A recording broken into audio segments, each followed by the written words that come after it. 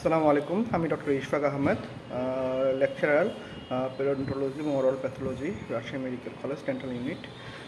আজকে একটু পেইন নিয়ে কথা বলতে চাইছিলাম, স্পেশালি ডেন্টাল পেইন। আসলে পেইন জিনিসটা কি? পেইন হচ্ছে আমাদের এক ধরনের প্রোডাক্টিভ মেকানিজম এবং হচ্ছে আনপ্লেজেন্ট একটা সেন্সরি এক্সপিরিয়েন্স অর ফিলিংস, যেটা কিনা আসলে আমাদের বডি ক্রিয়েট হয় আমাদের বডি যে কোনো একটা ড্যামেজ থেকে, এবং আমাদের বডিকে সেই ড্যামেজটা থেকে প্রতিহত করার জন্যই আসলে এই প্রোটেক্টিভ মেকানিজমটা আমাদের শরীর অ্যাজ এ ডিফেন্স মেকানিজম হিসেবে তৈরি করে নিয়েছেন।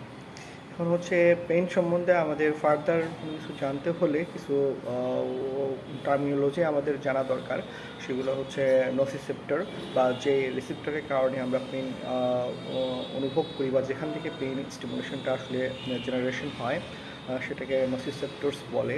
এবং এই জেনারেশনের স্টিমুলেশনের যে প্রক্রিয়াটা, সেটাকে নসিসেপশন বলা হয়। যে কোনো ধরনের পেইনফুল ফিলিংসকে বা পেইনফুল স্টিমুলাসকে অ্যালোডোনিয়া বলা হয়। যদি ইনক্রিজড হাইপারসেন্সিটিভিটি বা পেইনফুল স্টিমুলাই থাকে, সেটাকে হাইপারগ্লোসিয়া বলে। সেটা যদি কমে যায়, তাকে হাইপোস্থেসিয়া বলে। একদম পুরোপুরি absence of any kind of sensation, তাকে আমরা অ্যানেস্থেসিয়া বলি, স্পেশালি পেইন সেন্সেশন। তারপর হচ্ছে যদি কোনো জায়গায় কন্টিনিউয়াস বার্নিং পেইন বা বার্নিং সেন্সেশন থাকে, সেটাকে কজালজিয়া বলা হয়। এবং ডিস্ট্রিবিউশন অফ নার্ভ জুড়ে যদি কোনো পেইন ফিল হয়, তো সেটাকে নিউরালজিয়া বলা হয়। তারপর হচ্ছে যে পেইনের ক্ষেত্রে আরেকটা জিনিস আছে, পেইনের অ্যাডাপ্টেশন। সেক্টর আসলে কোনো অ্যাডাপ্টেশন করতে পারে কি না।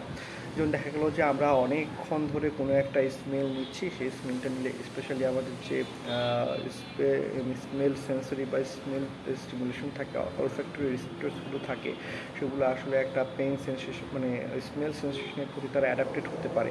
যে একটা সুন্দর গন্ধ, প্রথমত গন্ধ লাগতেছে, এরপরে কিন্তু 5 মিনিট 10 মিনিট 20 মিনিট পরে আর অতটা তীব্র মনে হয় না। কিংবা একটা ব্যাড স্মেলও কিন্তু কতক্ষণ পরে আর এতটা ব্যাড স্মেল মনে হয় না। কিন্তু পেইনের ক্ষেত্রে আসলে ব্যাপারটা সেরকম না। পেইনের নসিসেপ্টরগুলো বা পেইন রিসেপ্টরগুলো আসলে অ্যাডাপ্টেশন ক্ষমতা খুবই কম। আমরা যেখানে যেরকম পেইন ফিল করতেছিলাম, দেখা গেল যে সেই স্টিমুলাসটা যদি থাকে, তাহলে সবসময় সেই একই রকমভাবে আমরা পেইন ফিল করতে থাকি। তবে যদি কন্টিনিউয়াস কোনো জায়গায় পেইন হয়, তাহলে আমাদের স্পাইনাল কর্ড বা আমাদের ব্রেনে কিন্তু পেইনগুলোকে রিডিউস করার জন্য কিছু মিডিয়েটার্স তৈরি হয়, বা হচ্ছে কিছু নিউরো ট্রান্সমিটার তৈরি হয়। সেই নিউরো ট্রান্সমিটারগুলো, স্পেশালি অ্যান্ডোরফিন জাতীয় নিউরো ট্রান্সমিটারগুলো আমাদের পেইন সেন্সেশনটাকে একটু কমায় নিতে পারে।